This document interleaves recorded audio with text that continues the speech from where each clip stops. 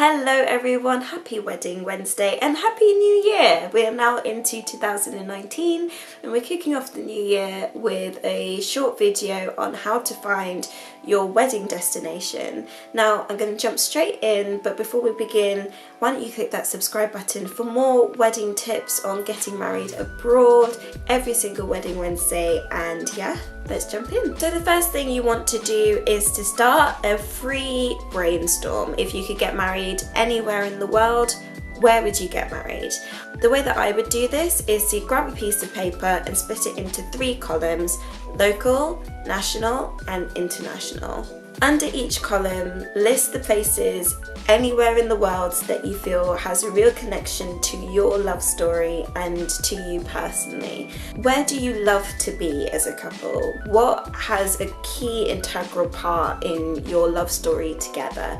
Is this the place you got engaged? Is this the place that you first bought a house? Is this the place you fell in love? Is this the place where you met? Write all of the places down that you feel a real connection to into these 3 columns. At this stage, money, time, distance is absolutely no object, so go crazy. Where would you go? Now that you have a little list going, you need to think of your guest list. So where are the majority of your absolute essential wedding guests? Not your distant cousin that you don't know very well, or people that your mum really wants you to invite. The people that you want to be there. This guest list could be 300 people, it could be 30 people. So decide who you really want to be there, the absolute essentials, and where they are in the world.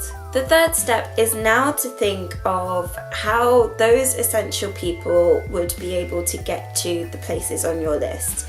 What is actually feasible for you and them in terms of travel, time, expense? What is actually feasible for them?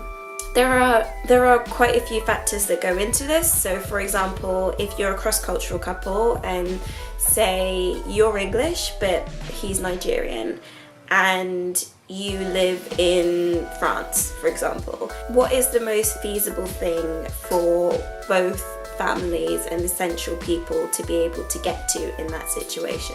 Maybe it's much simpler in that your friends and family and yourself all live kind of in the same area, and then in that case, is it easier to be somewhere local or maybe somewhere across the country but people are still able to travel to? There are tons of factors, so it's completely personal to you and your guests, so weigh up the options in terms of where people can get to feasibly and where you really want to be.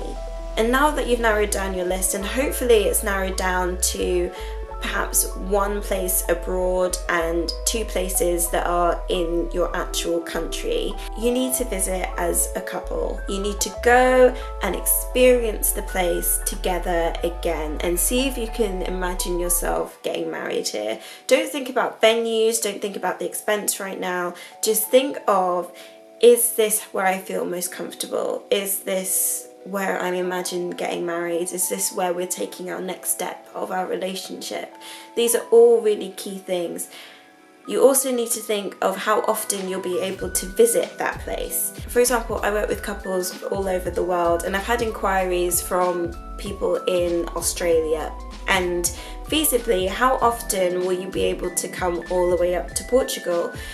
Generally speaking, if you're getting married abroad, you need to be able to visit your venue at least 2 to 3 times before you get married. This is kind of normal. You need to be able to visit to choose your venue, you need to be able to do your food tasting, and perhaps you need to visit 1 more time to go through the running order of the day with your planner or your event coordinator at the actual venue. You also need to think of what is feasible and affordable for you to get to as a couple at least 3 times before your wedding day.